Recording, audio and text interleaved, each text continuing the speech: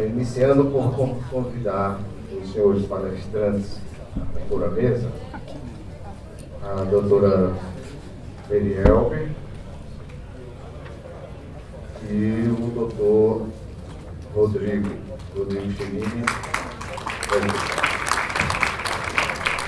Então a doutora Merielber vai fazer a palestra e em seguida teremos o debatedor. Bom dia a todos, é uma alegria enorme estar aqui com vocês, né? Estar em São Paulo, principalmente num dia de sol, porque nordestino, quando chega aqui que vê chuva, já fica espantado, mas hoje estava um sol lindo, calor, né? E parabenizar o doutor Leonardo Mussi e o doutor Valmir Sandri por esse evento tão importante e de temas tão interessantes e práticos que a gente trabalha com isso constantemente, não só na fase administrativa, como também na fase judicial. Cumprimentar o doutor Salles, né, o nosso presidente, e o doutor Mojica, que tem um livro maravilhoso que acabou ali de me presentear exatamente sobre essa questão da possibilidade de revisão da coisa julgada, né? O tema em si parece espantoso, né? Ou seja, afastamento da coisa julgada pelo CARF parece uma coisa assim absurda, né? Por quê? Porque coisa julgada é aquela cláusula pétrea que desde os bancos de escola, eu que saí há pouco tempo atrás, né, não sei vocês, mas a gente vê o seguinte, é imexível, não é? Mas não é. Então, o que é que a gente vê nos últimos tempos? São contribuintes administrados com decisões transitadas em julgado sem prazo de rescisória, alguns casos até mesmo acobertados por súmula do STJ, como no caso das sociedades profissionais, PIS e COFINS, não estou dizendo que eu concordo com a matéria, mas existia uma súmula, o caso da CSL, e, de repente, estão saindo autos de infrações bilionários cobrando esse tributo, e o que é mais grave, com multas de ofício de 75%. Então, a gente vai dar um ligeiro panorama e só para vocês ficarem assim, abismados, pode ser revista a coisa julgada? Eu digo que sim. Mas como? É isso que a gente precisa adentrar e aprofundar exatamente por quê? Porque a nossa ordem jurídica, ela estabelece critérios. Para haver a segurança jurídica, esses critérios fixados previamente pela ordem jurídica têm que ser observados, senão estaremos diante da insegurança jurídica, diante do caos. Então, a primeira coisa que a gente tem que ver é o quê? Cláusula pétrea está lá, a quem não gosta desse nome, mas um princípio fundamental que a sociedade jurisdicionou. A lei não prejudicará o direito adquirido, a justiça perfeita conjugada. A lei que dirá a jurisprudência, que é o que nós estamos vendo. O que é coisa julgada, quem diz não é a Constituição. Quem diz o que é coisa julgada é a lei ordinária, que exatamente estabelece os critérios de quando ocorre a coisa julgada. E a própria lei, que está lá no Código de Processo Civil, ele diz, coisa julgada torna imutável e indiscutível a sentença, não mais sujeita a recurso. E o que é que ele vem mais à frente e diz? A sentença tem força de lei. É lei entre as partes. Foi isso que a gente passou a vida inteira estudando, né? E, de repente, é isso que a gente está vendo mudanças. Então, eu digo que nós estamos diante de um tsunami tributário. Ou seja, total mudança de paradigmas em relação ao conceito de legalidade, em relação à coisa julgada. Nós ainda não estamos habituados a trabalhar no mundo dos precedentes que adentra o Brasil. E isso é uma coisa que a gente tem que começar a estudar, até porque o que é precedente? Quando ele se forma, a partir de quando?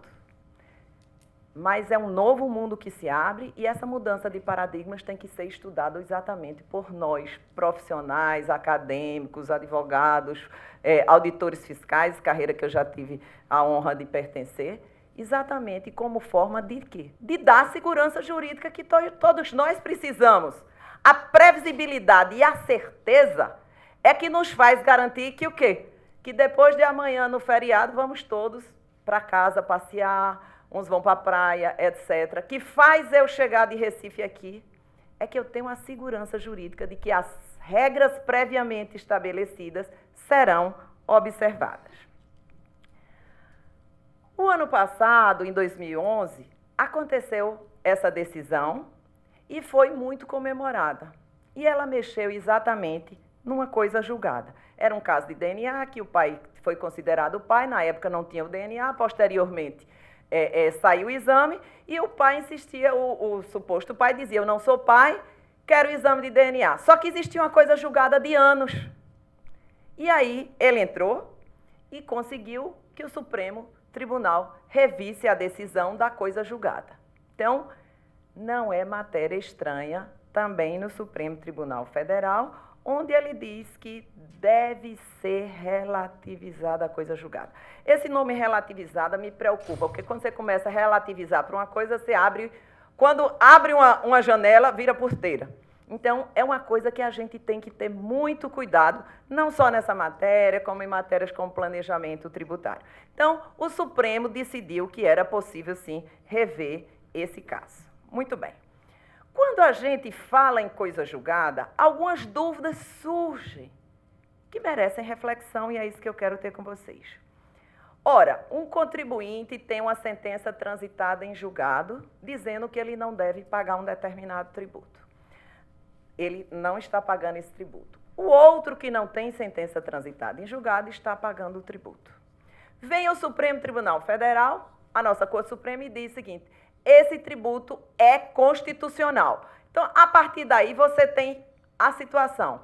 Aquele que tem uma coisa julgada dizendo que não vai pagar para sempre, e o outro que não tem a sentença transitada em julgado vai pagar para sempre. Então, a partir desse momento, nós temos uma distorção no nosso sistema jurídico. E aí vem a seguinte questão. A coisa julgada resiste à nova declaração do Supremo Tribunal em sentido contrário, inconstitucional ou constitucional? A decisão do Supremo autoriza a retroatividade e aí é perigoso. Por quê? Porque a partir de quando a decisão do Supremo Tribunal Federal que alterou a ordem jurídica, dizendo que algo é constitucional, quando alguém tem uma sentença transitada em julgado inconstitucional, a partir de quando ela vale? Dali para frente ou ela volta para trás, para ser bem redundante. E o que é grave, os autos de infração estão indo nesse sentido também. Além de relativizar a coisa julgada, também estão retroagindo para pegar os anos anteriores, respeitado apenas o prazo decadencial. A decisão pode inibir a continuidade da coisa julgada, ou seja, é uma relação tributária continuativa. Tem a decisão do Supremo, no caso, por exemplo, da COFINS. Quem tinha sentença transitada em julgado não está pagando, mas não houve alteração da lei com relação àquele tributo. A decisão do Supremo faz cessar de modo automático, aqui é que é o ponto X que eu quero chamar a atenção de vocês, ou seja, o Supremo disse que era constitucional algo que a pessoa tem a decisão inconstitucional. A partir da decisão do Supremo, é automático, erga omnes para todos. Se estas foram aplicadas às relações constituídas no passado, ou se não são suficientes para desconstruir a coisa material. Então, é imprescindível o procedimento próprio de revisão. Aqui eu já adianto minha posição também.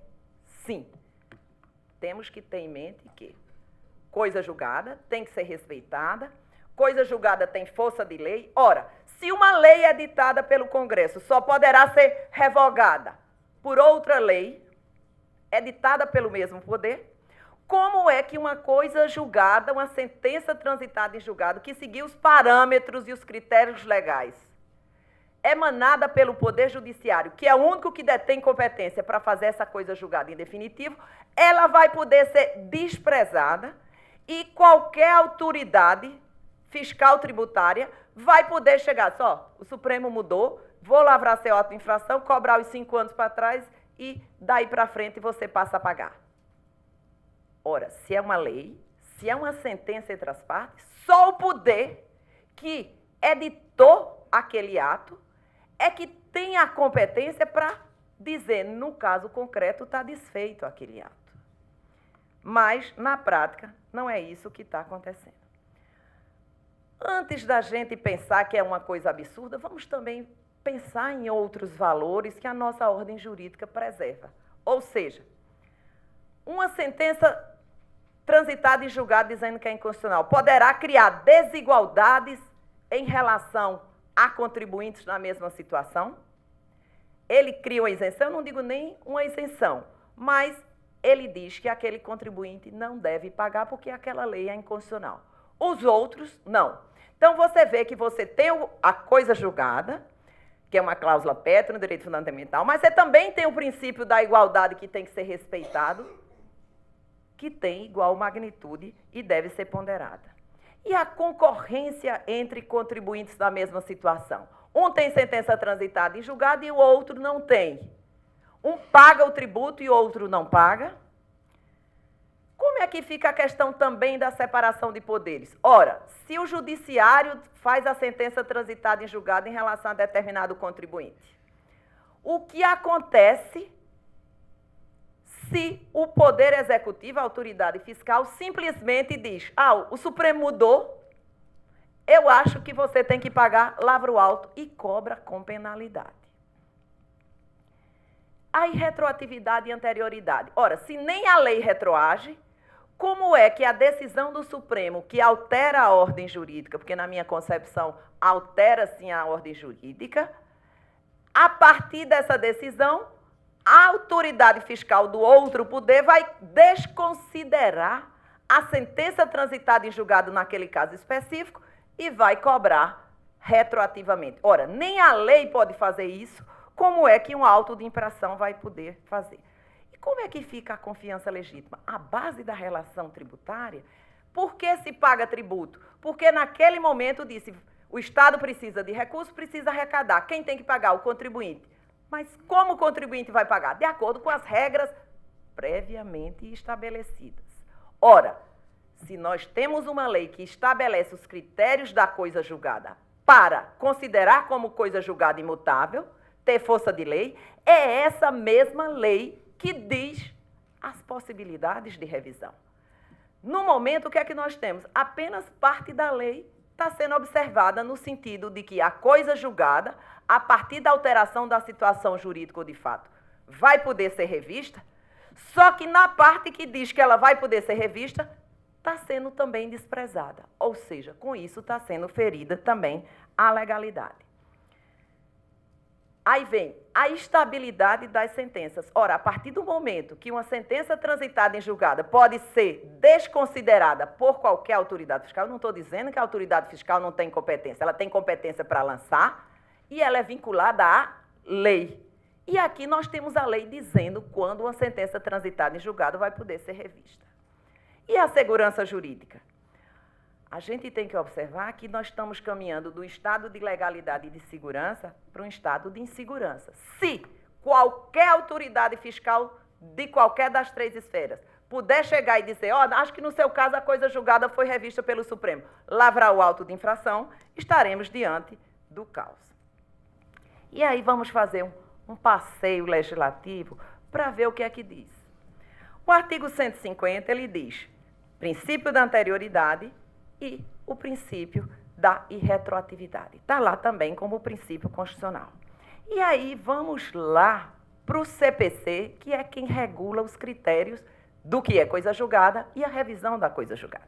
Aí ela diz, nenhum juiz decidirá novamente as questões já decididas, tratando-se de relação jurídica continuativa, salvo. Tratando-se de relação jurídica continuativa, então você vê que o CPC abriu a possibilidade de nenhum juiz decidirá novamente, salvo, ou seja, o juiz decidirá novamente nos seguintes casos. Quem? O juiz. Relação continuativa. Sobreveio modificação do estado de fato ou de direito. Então, você tem uma coisa julgada, sai uma nova lei, ou sai uma decisão do Supremo Tribunal Federal dizendo que aquela lei é constitucional. Então, assim, uma modificação no estado de direito. Caso em que, isso aqui é o artigo, e aí vem a segunda parte da disposição legal.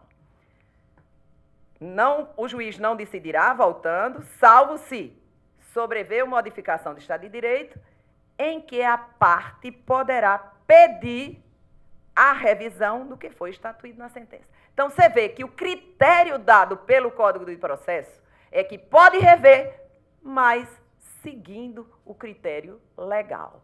Isso não está sendo respeitado nos demais casos prescritos em lei. Então, como é que fica?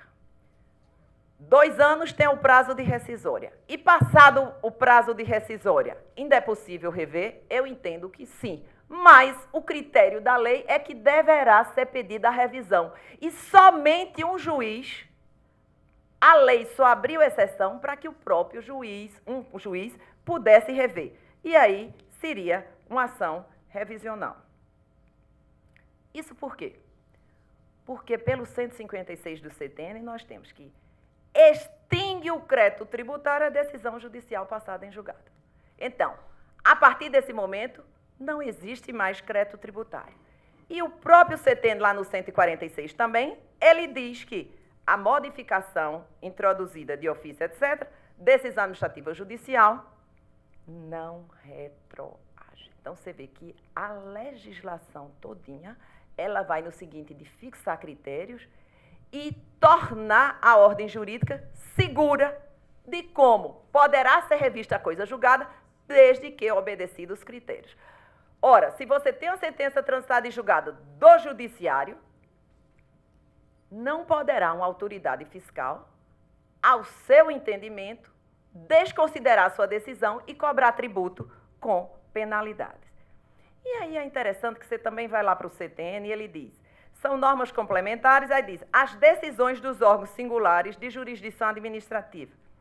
E aí é interessante que decisão administrativa, ele diz, a observação das normas referidas neste artigo exclui a imposição de penalidades. Ora, o contribuinte que deixou de pagar um tributo com base numa decisão administrativa não impõe penalidade.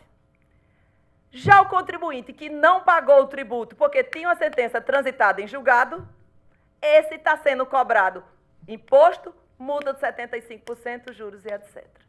Então, você vê a distorção do que está acontecendo. E isso porque nós estamos tratando de uma coisa julgada, muito mais forte do que uma decisão administrativa. Coisa julgada que a lei diz que ela é imutável e tem força de lei. Aí nós temos essa decisão de Celso de Mello, tá? É de 2010, que ele diz, a sentença de mérito transitada e julgada só pode ser desconstituída mediante ajuizamento de ação rescisória. A rigor, ele estaria dizendo só o que for naquele prazo de 2 anos.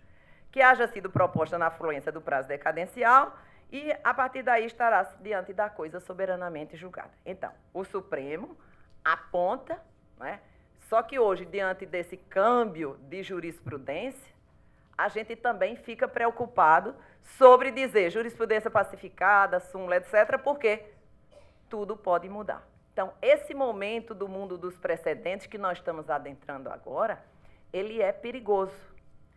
E é interessante, abrindo aqui só um parênteses, né, que o Brasil diz, não, vamos entrar no mundo dos precedentes, seguindo os Estados Unidos, etc., em matéria de planejamento tributário, e a desinformidade da jurisprudência levou os Estados Unidos, que é o berço dos precedentes, a aprovar uma lei que estabelece os critérios para ser desconsiderado operações de planejamento tributário. Então, a pergunta que eu sempre me faço é o seguinte, ora, se o mundo precedente é o mundo maravilhoso, por que no mundo maravilhoso eles estão voltando para seguir o nosso mundo imperfeito de fazer leis? Porque também no Reino Unido está se discutindo aprovar leis para estabelecer critérios. Então, a gente tem que ter muito cuidado em importar conceitos, importar interpretações, porque nós temos a nossa realidade. Fechando o parênteses, a gente tem lá no 741 do CPC que diz, na execução contra a fazenda pública, os embargos poderão versar sobre inexigibilidade de tributo. Aí vem o parágrafo único. Para efeito do disposto no inciso 2, considera-se também inexigível o título judicial fundado em lei ou ato normativo declarado inconstitucional pelo Supremo. O que é que está acontecendo? Você tem a sentença transitada e julgada, sem prazo de rescisória, e a fazenda entra com a execução. Com base nisso aqui, está se admitindo o quê? judicialmente e que se rediscuta toda a matéria de mérito do que foi transitado e julgado na fase de execução. Então, o que é que nós estamos vendo na prática? Várias decisões de execuções desfazendo inteiramente e rediscutindo a coisa julgada. A gente tem que saber que a lei que disse que a coisa julgada poderia ser revista está explicitando que na execução poderá ser reaberta essa discussão. Então, daqui a pouco, a gente não precisa mais de ação principal. Vamos logo para a execução, porque a execução vai rever tudo que foi feito antes. Mas, com relação a isso, a gente tem essa decisão de 2009 da ministra Eliana Calmon, exatamente sobre aquele dispositivo legal, dizendo: é inaplicável a sentença transitada e julgado anteriormente à sua vigência. Pelo menos disse, olha, antes dessa alteração do CPC, não se aplica essa discussão com relação às execuções. É inadmissível até mesmo em sede de embargos de execução. Então, o STJ vem dando alguns parâmetros. E aí tivemos o parecer da PGFN 492, que aí data vênia aos doutos julgadores do CAF, o doutor Salles, que é presidente, não estou dizendo que é sua Câmara não, pelo amor de Deus, presidente, né? Nem sou maluca de dizer aqui. Né? Mas, o que é que acontece? Esse parecer está sendo seguido. Mas uma coisa que anda me preocupando, presidente, é a leitura. Porque está escrito, basta ler e se lê de um outro jeito. Né? Haja visto aquele recurso repetitivo lá da questão da decadência, que diz, mas está escrito. Mas não é isso que ele queria dizer. Mas está escrito, mas não era isso. Bom, como autoridade, quem tem caneta, né? Então a gente diz, pois não, excelência, e aí se queda ao que foi decidido. Mas, com relação ao parecer PGFN, a gente tem a seguinte questão. A alteração no suporte fático-jurídico, perfeito.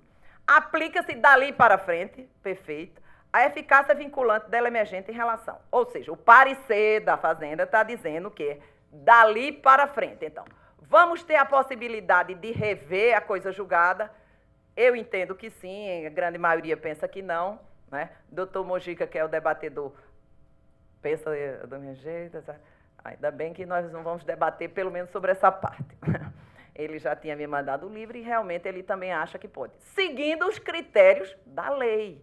A gente não pode pegar só a parte da lei que é boa para o fisco ou para o contribuinte e a outra parte dizer, não, isso não é o que está escrito aqui. Tudo bem, mas o parecer da Procuradoria disse isso, inclusive no Congresso de Recife, né? Aproveitar o merchandising, o maior Congresso de Direito Tributário do Brasil. Né? Aí o que é que acontece? Lá, a douta procuradora da Fazenda disse que eu estava certa. Fiquei até encantado com isso. Vamos ver se na hora lá do coisa, né, vai ser isso. Mas ela disse, é dali para frente. Claro, minha gente, se nem a lei retroage, porque quando o Supremo julga que é constitucional, o que você tem a sentença transitada inconstitucional, simplesmente a autoridade fiscalizava, sua coisa deixou de ser coisa julgada. O contribuinte leigo fica assim, o quê? Né? Na cabeça dele, ele não entende. Muito bem. Aí ele diz, possui força, etc., que os precedentes, mas veja, precedentes do Supremo, todos formados em controle concentrado de constitucionalidade, quando posteriores a 3 de maio de 2007, aquele formado em controle difuso, desde que tenham sido o resultado de recurso repetitivo. Então, você vê que o próprio parecer, ele estabelece, quando anteriores a 3 de maio de 2007, né, nesse último caso, tenham sido oriundos do plenário do Supremo e sejam confirmados em posteriores decisões da Suprema Corte. Então, ele estabelece critérios. Né? E aí tem vários requisitos que ele vai colocando, dizendo que o fisco retoma o direito de cobrar, etc., e ele chega ao ponto de dizer, quando não tiver outro critério, é a partir da publicação desse parecer. Então, em nenhum momento eu não li, né, que isso iria voltar para trás. E aí já eu vou mostrar um caso que está sendo atualmente em andamento em julgamento e já não foi admitido no CAF. Muito bem. Abrindo só aqui um parênteses, porque alguns conselheiros do CAF entendem que não deve obedecer um recurso repetitivo, que daqui a pouco eu mostro para vocês, que diz do STJ, recurso repetitivo no rito, que obriga o julgador do CAF, no sentido de que a coisa julgada tem que ser respeitada.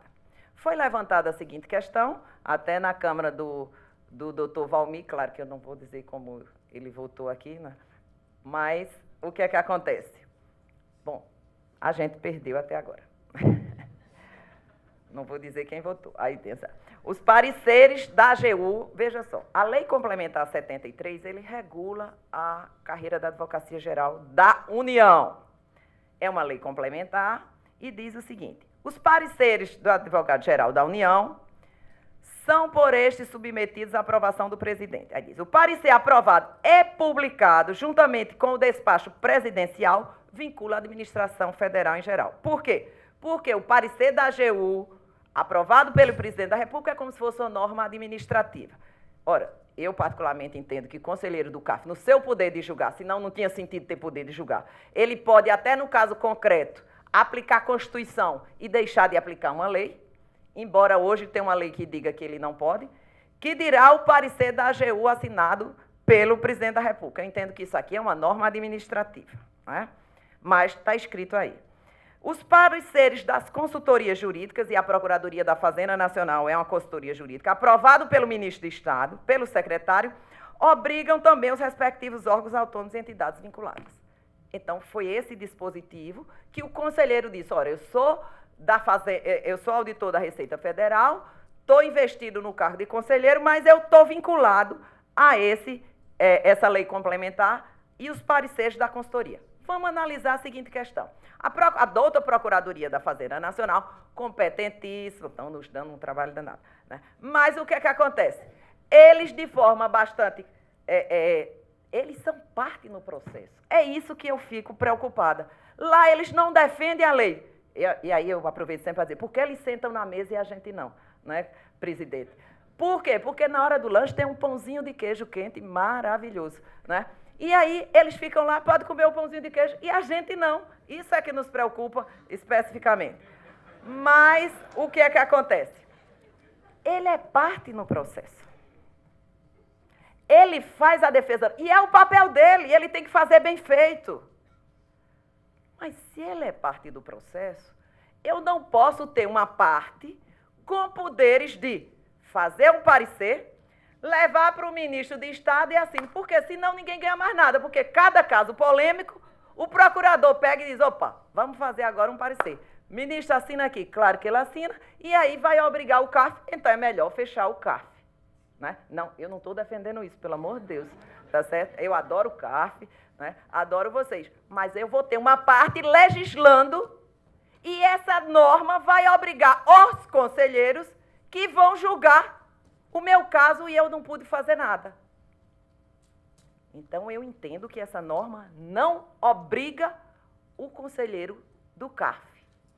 Ora, se eu entendo que ele pode até afastar uma lei no caso concreto, que dirá um parecer assinado pelo ministro da Fazenda. Eu entendo que isso aqui, ele está vinculado administrativamente, mas a independência e autonomia do julgador tributário, ela está acima. O poder de julgar, ele guarda íncito a imparcialidade e a liberdade. Senão você não é julgador pela metade. Então, o órgão não teria sentido de existir. Muito bem.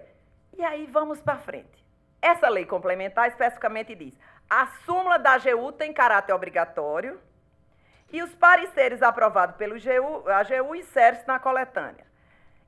E aí a gente vai para o 70.235 que diz: ora, eu tenho uma lei complementar geral que regula uma carreira e tem uma norma específica que regula o processo administrativo tributário.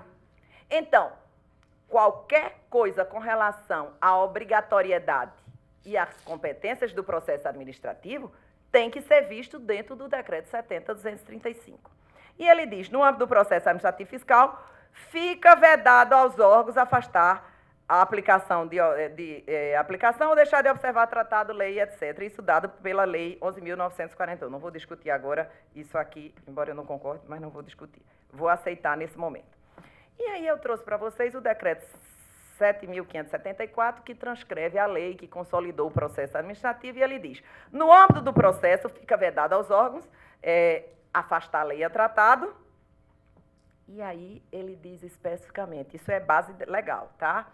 O disposto no caput não se aplica, ou seja, ele vai poder afastar nos casos que já tenham sido declarados inconstitucional por decisão definitiva do plenário houver súmula da AGU e parecer da AGU aprovado pelo presidente. Então, você vê que o decreto 70.135 trouxe 2 daqueles dispositivos e não trouxe aquele que diz que o parecer da PFN vai, assinado pelo ministro, obriga. Aquele parecer 492 é um parecer da PFN assinado pelo ministro. Ora, por que a norma especial que trata do processo administrativo trouxe especificamente esses dispositivos dizendo que essas normas obrigam o CARF e não trouxe aquela outra? Foi esquecimento? Não. É exatamente porque aquela norma não obriga o membro do CARF. Só essa daqui, eu não vou nem questionar, eu vou aceitar, tá certo? Que essas normas, especificamente, elas obrigam o CARF, mas aquela outra, não. E foi exatamente com base naquele dispositivo que foi julgado. Por quê? Exatamente, a PFN é parte no processo. É diferente do Ministério Público, que senta-se do lado lá do presidente lá e diz o seguinte, ó, absolve, condena. Eu nunca vi a PFN lá dizer o seguinte, olha, esse caso o contribuinte tem razão, vamos derrubar esse auto. Não é essa a competência dele. A competência dele é defender o auto, como qualquer advogado. Tem advogado que não gosta disso. Ah, porque a PFN é advogado, igual nós somos. A parte dele é uma, a nossa parte é outra. Então, ele legitimamente defende com competência seu cliente, a União. Daí porque o parecer da PFN, assinado pelo ministro da Fazenda, não vai poder obrigar. E aí a lei do processo administrativo não trouxe isso. E aí vem, e recurso repetitivo, obriga. Está na lei também. As decisões definitivas de mérito proferidas lá nos recursos repetitivos e repercussão geral deverão ser reproduzidas. O problema é a leitura disso aí. Não, mas não era isso que estava dito, né? Aí, veja só, como isso é importante. Essa norma também autoriza a própria a PGFN a não contestar ações.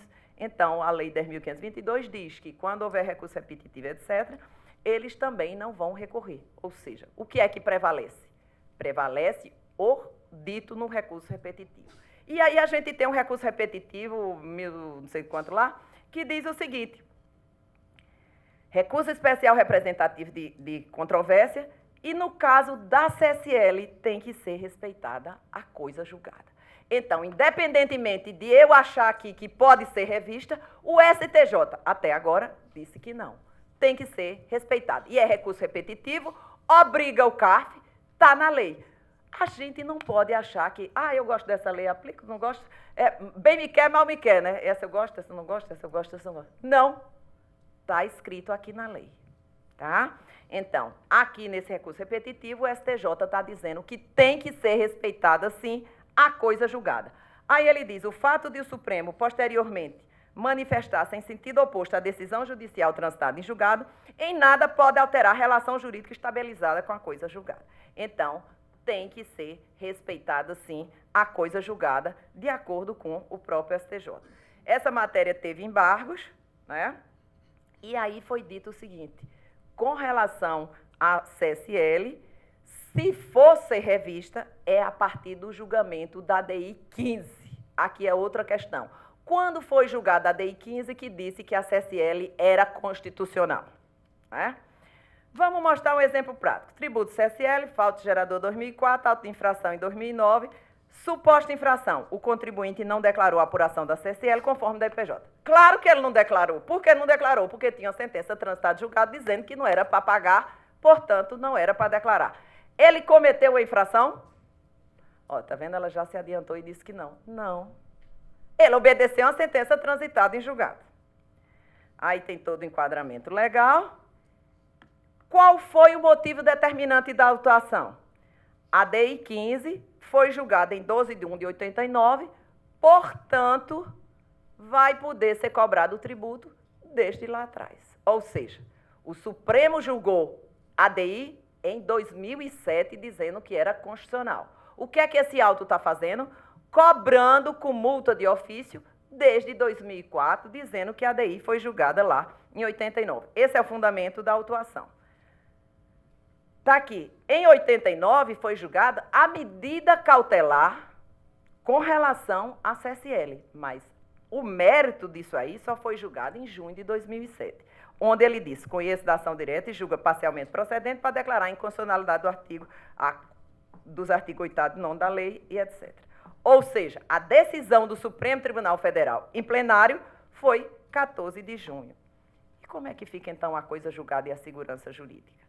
Naquele caso, especificamente, o contribuinte não pagou porque tinha sentença transitada julgada, está sendo cobrado o tributo desde 2004, com multa de ofício de 75%. Ora, se uma decisão administrativa que ele cumpre e não paga o tributo, se ele vai pagar o tributo, paga sem multa, como é que a sentença transitada julgada ele vai pagar com penalidade de 75%? Como é que o Supremo decide em 2007 e ele vai pagar desde 2004? Então, não existiu coisa julgada? Aí é pior. Ou seja, não é que o Supremo mudou, é como se você não tivesse coisa julgada nunca. Quem vai dizer que você não tinha coisa julgada nunca? O auto de infração. Diz, ó, você tem, mas não tem. Eu vou cobrar o seu tributo com penalidade. E como é que fica a segurança jurídica? Aí é interessante, eu gosto sempre de citar o que o ministro Sepúlveda Pertence dizia lá nessa ADI. Ele disse assim, eu, procurador-geral, recebi membros de sua assessoria e quando analisei a minuta da lei, eu disse o seguinte, isso não passa pelo primeiro juiz de plantão.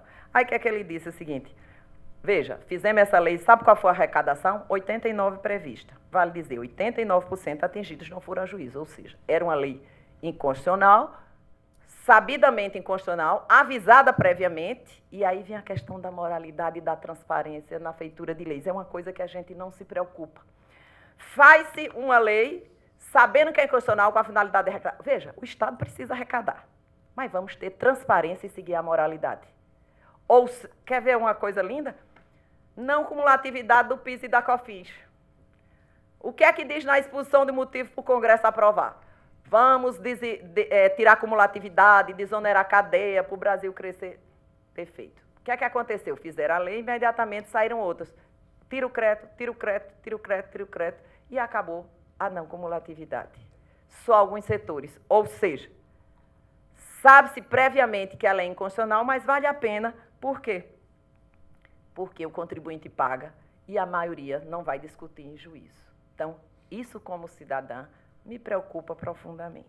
E quem disse isso foi o ministro lá, no meio do julgamento, que tinha sido procurador-geral. E aí você vai para o anuário, você vê que está cheio de normas inconstitucionais. Então, o contribuinte sabe que a norma é inconstitucional, vai para o judiciário julga a favor dele, diz que é inconstitucional, tem-se a coisa julgada favorável a ele, sem prazo de rescisórias, e anos depois o Supremo diz é constitucional. Há uma mudança, há uma mutação jurisprudencial. Isso é insegurança jurídica para o investimento, para o cidadão, para o desenvolvimento, para a economia, para todo mundo. Por quê? Porque se você admite que seja feito para isso, em nome da arrecadação, você começa a admitir que sejam feitas em outras coisas. Aqui também, leis inconstitucionais.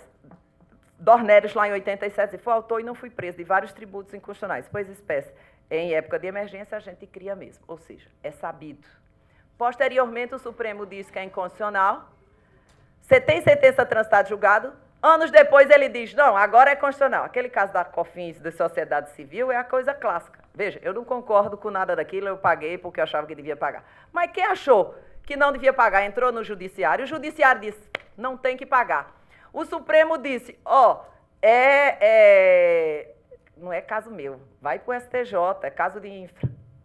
É infraconstitucional. O STJ diz, é meu? É competência minha? Faz uma súmula. Anos depois o Supremo diz, não é mais assim não, volta para cá. É minha competência. Desfaz a súmula e cobra o tributo com multa de 75%. Não é a partir daí, desde lá de trás. Então, é essa a realidade que a gente vê hoje. E aí, em matéria de coisa julgada, hoje estamos diante de uma grande insegurança jurídica. E nós precisamos ter uma segurança jurídica, uma calma e tranquilo, onde a gente possa ancorar nosso barco num porto seguro. Obrigada.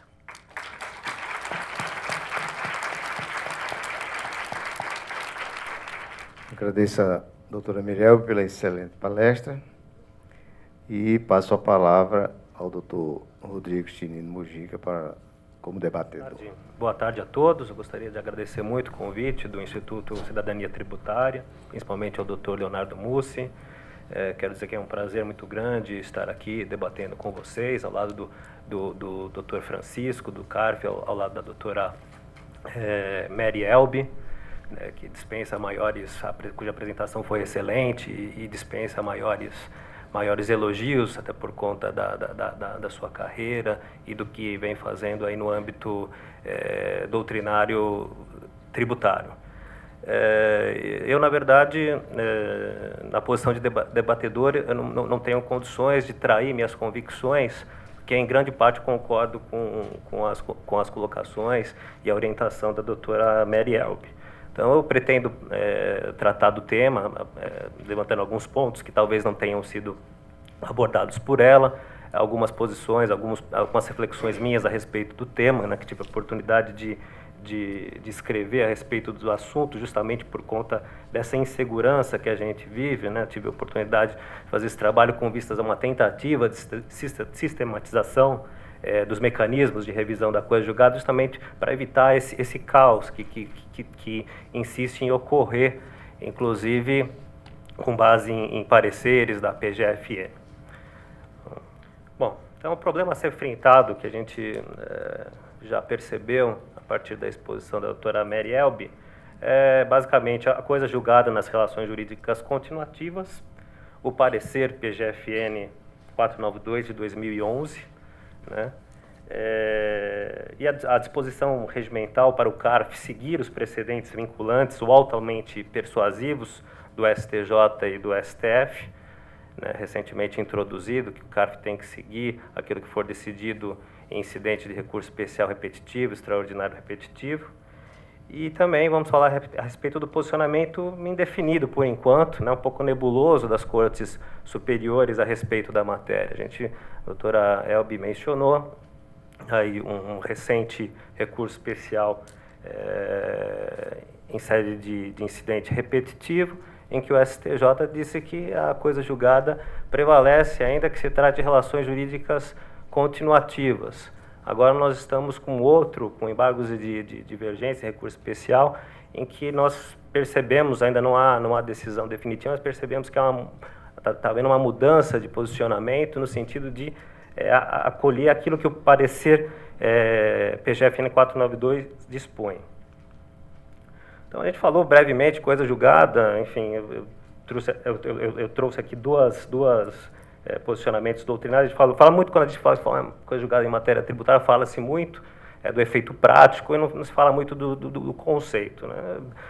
Tecnicamente falando, temos algumas posições, a do Liebman, por exemplo, que prevaleceu durante muito tempo, seria uma qualidade da sentença que torna os seus efeitos imutáveis. Eu, particularmente, me filio mais à posição do Barbosa Moreira, mais assentada com os institutos da teoria geral do direito, que diz que é uma situação jurídica que se forma com o trânsito judicial de uma sentença de mérito, de cognição exauriente, a partir daí adquire o atributo da imutabilidade e da indiscutibilidade.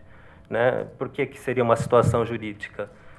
Porque o legislador entendeu que aquele fato, o trânsito em julgado de uma decisão judicial, né, de cognição exauriente, de mérito, seria um fato relevante ao ponto de tornar um fato jurídico. Então, ou seja, ocorrendo o trânsito em julgado da decisão, aí temos um fato jurídico, ou seja, o direito juridiciza esse fato do mundo empírico, e a partir daí, então, nós temos um fato jurídico perene, portanto, uma situação jurídica. Mas, na prática mesmo, o que importa saber, o que a própria doutora Mary Elby disse, é que é a impossibilidade de discussão de conteúdo de uma decisão judicial, seja pelo exaurimento ou seja pela preclusão das vias recursais. No âmbito do direito tributário, a coisa julgada ela tem uma característica muito peculiar, que desperta a atenção, não só no direito tributário, mas no âmbito das relações individuais homogêneas, né? No direito tributário, nós temos dois tipos, basicamente, de obrigação tributária, a consumada e as continuativas, né, que são exatamente essas relações jurídicas continuativas.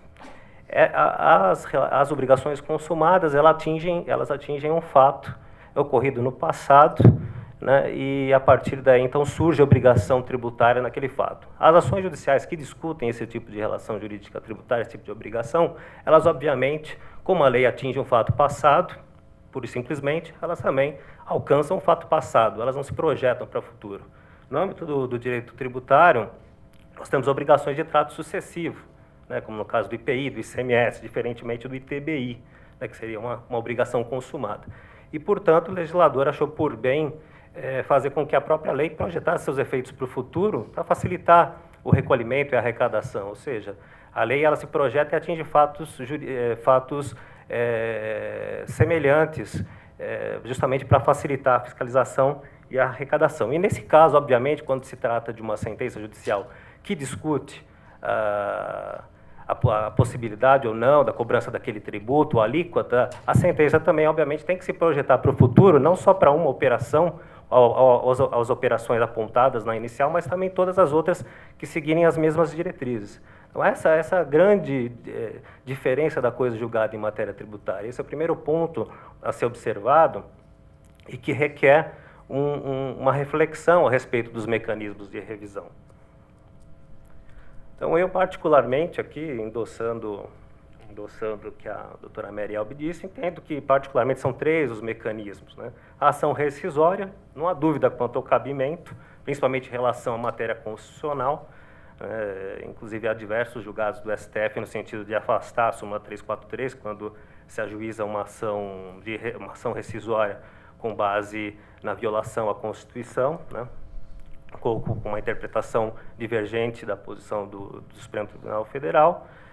A ação revisional, muito bem lembrada pela doutora Mary Elbe, justamente no caso das relações jurídicas continuativas, ou seja, se eu tenho uma sentença que projeta seus efeitos para o futuro, e eu não tenho mais a possibilidade de ajuizar a ação rescisória, porque a ação rescisória ela está sujeita ao prazo decadencial de 2 anos, então surge aí a ação revisional. Então, tem sido muito pouco explorada pela doutrina tributária.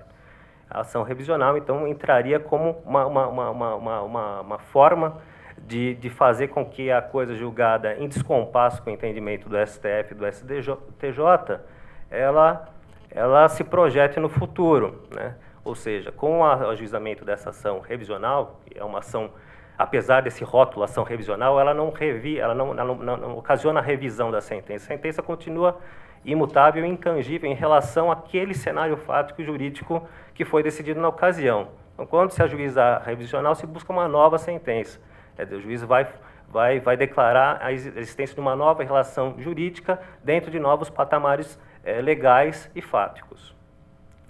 E eu aqui, particularmente, isso é uma posição minha, quando me debrucei, eu fiz esse estudo a respeito da coisa julgada, dos mecanismos de revisão, eu também identifiquei como um instrumento processual cabível a querela nullitatis, né? Seria a ação declaratória de inexistência da nulidade absoluta da sentença. Nesse caso, tem uma hipótese muito restrita, seria o caso de declaração de inconstitucionalidade da lei no controle concentrado, né, pelo STF, com efeitos vinculantes erga omnes e retrospectivos, né, sem a modulação.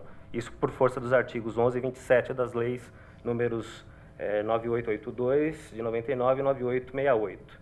Né, a querela nullitatis aí estaria em sintonia com a teoria da nulidade ab initio da norma declarada inconstitucional. O que acontece no controle difuso, né, que foi por nós importado, né, dos Estados Unidos, no controle difuso não há dúvida, né, que declarada a inconstitucionalidade, ela retroage para aquele caso concreto e a partir daí temos o stare decisis, o precedente e os órgãos do Poder Judiciário são obrigados a observar.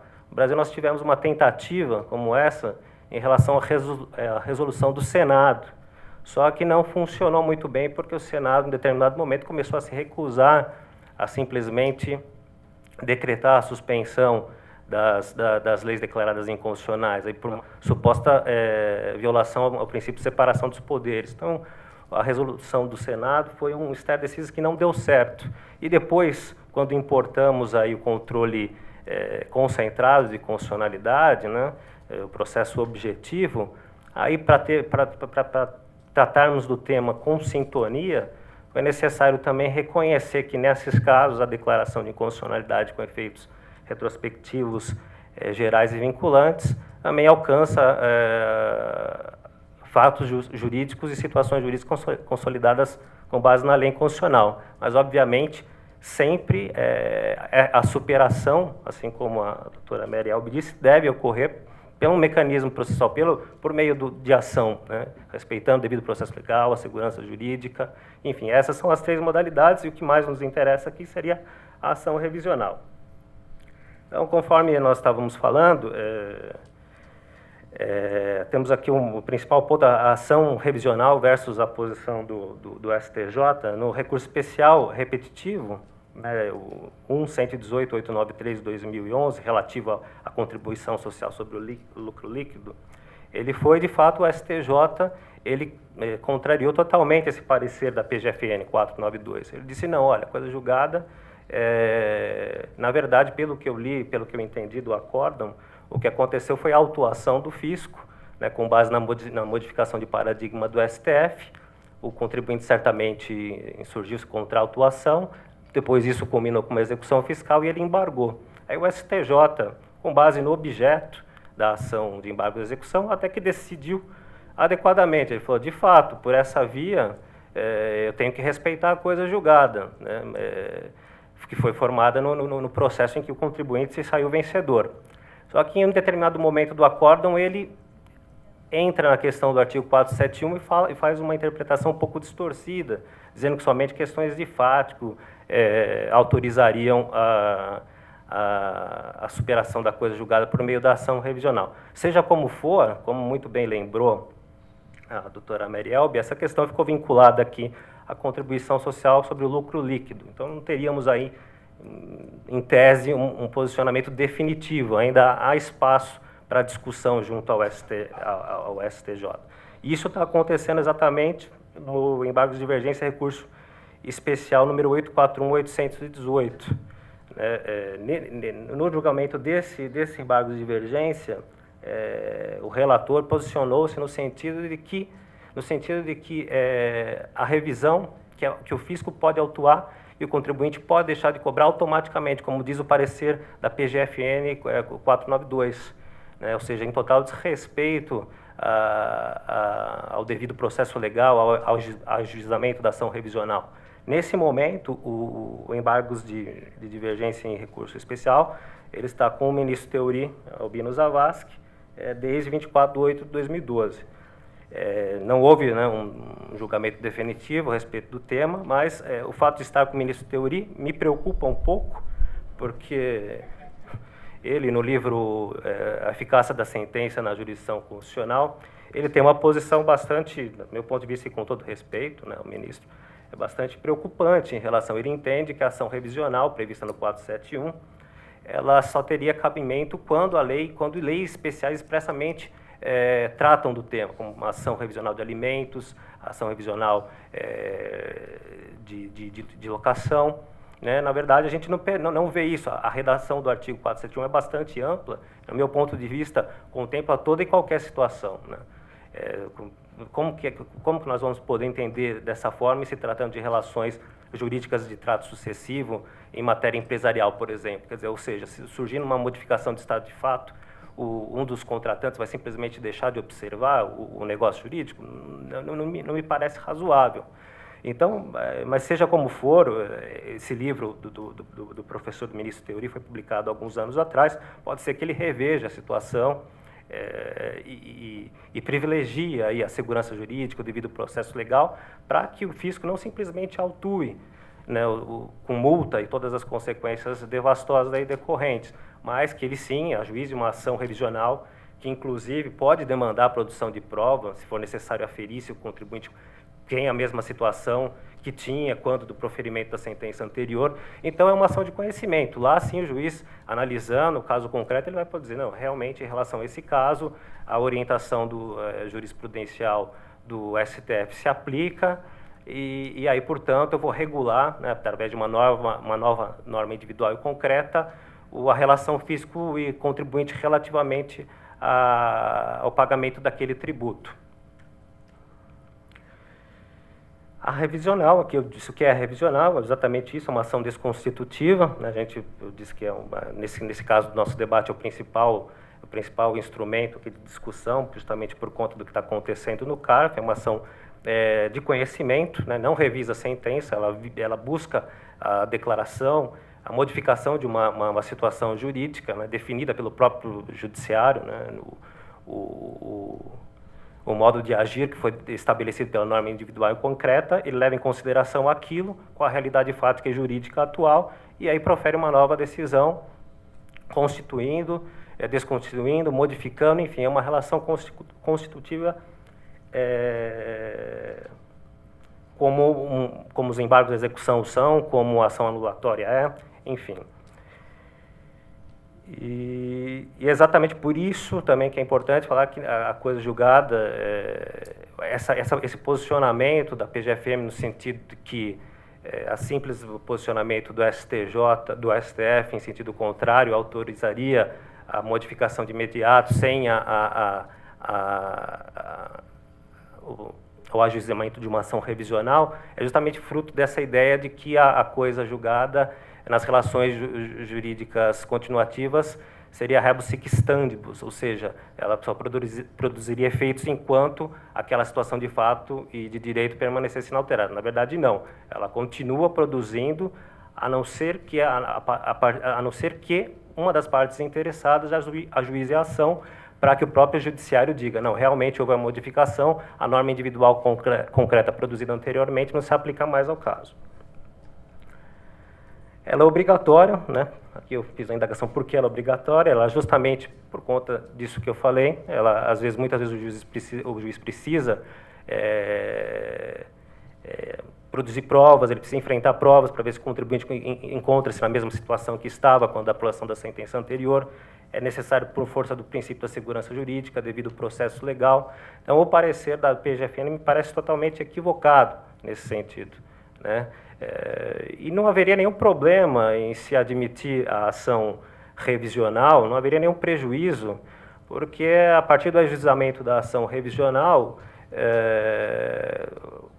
será possível a cobrança dos créditos supostamente devidos desde o ajuizamento da petição inicial. Então, não haveria prejuízo, respeitaria aquilo que deixou de ser pago e o fisco conseguiria a revisão e cobrar futuramente, superando aquela coisa julgada que lhe foi desfavorável. E o contribuinte a mesma coisa, ele tem que se valer do mesmo mecanismo para, eventualmente, deixar de recolher algo que lhe foi dito que era devido ao recolhimento, e depois o STF disse que não é devido, porque a lei é inconstitucional. Então, razões de segurança jurídica e princípio do devido processo legal impõem aí a utilização da ação revisional, o que eu entendo que é um dos mecanismos, não só o único, né? A ação rescisória também é cabível, desde que esteja dentro do prazo de 2 anos, né? Atualmente o CPC dispõe prazo de decadência de 2 anos, porque a manifestação definitiva do STJ e do STF, inclusive aí eu até alcanço as coisas julgadas relativas à legislação federal, eles declaram o direito, né? Eles não criam novo do direito, no meu ponto de vista, eles declaram o direito como ele deveria ter sido encarado pelo aplicador, né? Quando ele se manifesta definitivamente. E isso ou é a hipótese de violação à disposição de lei, a interpretação do direito, ou também mudança de paradigma em relação à própria interpretação. E aí alcança aquilo que dispõe o artigo 471, inciso 1. Então, caberia tanto a rescisória como a revisional. A rescisória, obviamente, permitiria, né, um pedido de novo julgamento, pedido condenatório para buscar aquilo que se deixou de recolher, ou o contribuinte buscar aquilo que ele recolheu indevidamente. A revisional não, sempre dali para frente, né? Aí não haveria que se falar mais em recuperação. E isso eu tenho particularmente uma oposição também bastante particular, no sentido que a possibilidade de recuperação ela assiste somente ao contribuinte, né? Justamente pelo fato de ser o polo fraco dessa relação jurídica obrigacional, né? Como muito bem leciona o professor James Marins, o fisco é o único indivíduo na relação obrigacional, na verdade o Estado, né? que é o legislador, o credor e o julgador da disputa tributária. Então, nada mais justo que atribuir um privilégio, pelo menos no que diz respeito à recuperação de valores pelo contribuinte, e não garantir esse privilégio ao fisco, né, respeitando o princípio da isonomia material, né. O contribuinte, de fato, é o polo mais fraco. A própria doutora Meriel lembrou muito bem um julgado do STF, em que o ministro Sepúlveda pertence. Ele descreve exatamente isso, que um determinado ministro de Estado foi questioná-lo a respeito da constitucionalidade ou inconstitucionalidade, e disse, olha, é inconstitucional. E o ministro falou assim, não vou discutir com o senhor, quem sou eu para discutir com o senhor? Mas vamos instituir esse tributo, porque grande parte dos contribuintes não contestam, né? A arrecadação vai aumentar e nós precisamos arrecadar. Então, é preocupante esse tipo de parecer, né? Esse parecer da PGFN, que em tese vincularia o CARF no sentido de simplesmente permitir a autuação de tributos relacionados a relações jurídicas continuativas pelo fato do STF mudar o paradigma. Então, a segurança jurídica, muito pelo contrário, impõe o ajuizamento de uma ação própria, uma ação revisional, como bem disse a doutora Meriel. E aí, em relação ao CARF, né, como ele deverá se posicionar, eu acho que da mesma forma que, muito embora o princípio da especialidade aí tenha sido muito bem invocado, ou seja, processo administrativo, na legislação aplicável ao processo administrativo, não faça referência à vinculação do CARF ao parecer do ministro do Estado, mas, além disso, nós temos também recentemente também introduzido pelo próprio ministro do Estado o artigo 62A, né, que inseriu no regimento interno a necessidade de observância do que foi decidido pelo STJ e pelo STF em sede de controle, em sede de incidentes de recursos excepcionais repetitivos. O que nada mais também contempla, obviamente, as situações de controle de constitucionalidade, súmulas vinculantes.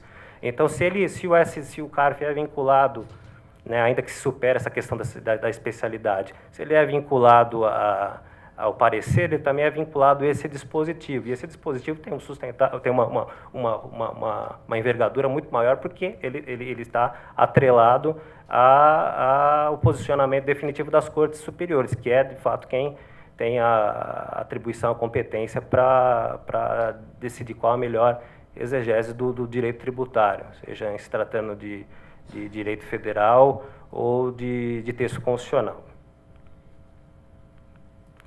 Bom, é isso. Eu agradeço muito a atenção de vocês e ficamos, né, à disposição para perguntas e debates. Obrigado. Bom, agora está aberto aí as perguntas, comentários que queiram fazer. Queria prestar um esclarecimento que essa decisão do SCJ, na verdade, já vem sendo aplicado pela Câmara Superior do Recurso Fiscal. Tivemos o julgamento agora em junho de 2002 e o recurso repetitivo foi aplicado. E em relação à decisão prolatada na turma na qual a doutora Meriel fez o comentário, eu quero esclarecer que, na verdade, o voto foi por qualidade. Não tanta qualidade assim, eu acho, né? Não foi com o meu, né? Não foi com o meu voto, tá bom? Então, essa decisão, na verdade, hoje a Câmara Superior já vem aplicando. Mas tem turmas que não está aplicando, que está entendendo que deve-se reconhecer, digamos, deve-se aplicar o parecer da PGFN. Nesse caso que foi julgado, inclusive, foi depois do próprio julgamento da Câmara Superior, e mesmo assim não foi obedecido, e foi realmente por voto de qualidade, mas eu quis deixar a oportunidade para o senhor se manifestar. Mas felizmente a Câmara Superior já julgou essa matéria, então quando uma turma pensa diferente, tem os recursos especial que, né, divergência. Espero que quando chegar lá seja dado ganho de caso, que meu contribuinte agradece. Você está se referindo à decadência? Ao prazo de decadência? Não. O repetitivo? Não, esse repetitivo foi em relação à coisa julgada, a CSL. O artigo 62A, para ser respeitada a coisa julgada, que está no recurso repetitivo. E pelo 62A, o CARF é obrigado a adotar o recurso repetitivo. Então, teria que manter a coisa julgada, que é a decisão final. E assim vem fazendo, né? Se Deus quiser. Vamos ver, né, nos próximos julgados do CARF. Se E a também composição permanecer, né? Eu também quero falar para a doutora Mirielme que na sua próxima ida à nossa turma será providenciado os pãezinhos de queijo. Então, bem saborosos para a senhora. Quem não chora não mama. Então, não Em relação especificamente à questão da CSL e aquele acórdão 1.118 do STJ, aquele é um precedente da Ali Combustíveis, que essa julgou em recurso repetitivo, e a Procuradoria Nacional fez um parecer especificamente em relação a esse julgamento, tratando dessa questão, dizendo até que algumas considerações do ministro Arnaldo Lima, que é o relator, seriam apenas óbvio ter dicto, que aquilo não afetaria o entendimento do parecer, só para colocar essa questão que, com relação a este acórdão, tem um parecer específico da Receita que é só sobre esse julgamento no STJ e por que isso não deve impactar o entendimento do parecer. E aí me preocupa um pouco, porque a sinalização posterior dele, apesar de ser recurso repetitivo, é que talvez mude. E aí, doutor Rodrigo, só para o senhor ficar assim, o ministro Teori saiu e o próximo dirá o quê lá no STJ com relação a esse caso, né? E a sinalização lá não me parece que está muito favorável, não, no sentido do próprio STJ seguir o recurso repetitivo. Como eu coloquei, pessoalmente, eu acho que pode até haver a revisão, porque não se justifica que alguém tenha uma decisão eterna para não pagar um tributo, enquanto o outro tem. Mas os critérios da lei têm que ser seguidos, e eu entendo, sim, que quem deu é quem tem que dizer o seguinte: neste caso, se aplica a alteração da nova ordem jurídica, e, no caso, passa a ser constitucional, e não simplesmente qualquer autoridade fiscal ou autoridade julgadora administrativa, ela se entenda que tem a competência para já cobrar o tributo e impor penalidade sobre uma coisa. Essa questão da penalidade, então, eu acho absurda. Porque, veja, se é uma penalidade, é uma sanção por cometimento de uma infração, um ato ilícito. Qual foi a ilicitude de alguém que cumpriu a decisão? Onde é que fica a confiança legítima e a boa-fé do cidadão, do administrado, na ordem jurídica e nas decisões dos judiciais? Ele cumpre a ordem que está para ele, ou certa ou errada não interessa, transitou em julgado, e ele vai ser penalizado porque cumpriu a ordem, cumpriu a decisão transitada em julgado. Eu estou, assim, até agora sem muito entender. Não sei se é limitação minha, né? Pode até ser, mas é meio... Dessa indignação da mesma forma, né? Obviamente, quem estabeleceu aquela norma individual e concreta, o Estado, o juiz, o Poder Judiciário, é quem tem a competência para dizer, olha, agora realmente ocorreu a modificação do suporte fático ou jurídico, então vamos estabelecer uma nova relação jurídica, novas diretrizes. E então, se aplica nesse caso concreto, porque, de repente, naquele caso do contribuinte, não é idêntico àquele outro que está sendo julgado. Foi objeto de julgamento pelo Então, por isso que tem que ser submetida a uma autoridade judicial que deu a outra decisão. Dá para a gente observar o quanto é importante um debate, umas colocações de tanta propriedade como as que foram feitas aqui. Quer dizer, eu, do lado do CARF, realmente fico muito reflexivo, tanto quanto o que foi colocado aqui pela doutora Mirielme, como pelo doutor Rodrigo. Realmente, mais um parabéns aqui ao evento. Que bom que não vai ser só o pãozinho de queijo que levou a refletir, né? Quem sabe? E nós vamos realmente refletir muito no que foi colocado, coisas altamente importantes, de muita significação. E também dizer da importância desse debate, no caso do CARF, ser feito numa esfera administrativa que tanto benefício traz para a justiça brasileira. Porque se não fosse o caso de debater então elevada especialidade e competência, e com a participação de todos os operadores, de todos os julgadores, isso tudo, se não fosse a existência do CARF, que está com 85 anos e permanecerá para sempre, creio eu, isso tudo ia desaguar no judiciário. Quer dizer, são questões que são discutidas na esfera administrativa e que são muito bem solucionadas no final, depois de tantos debates, de tantos encontros, e que, com certeza, serão bem encaminhados. Então, agradeço aqui a participação de todos e vamos agora ao intervalo do almoço.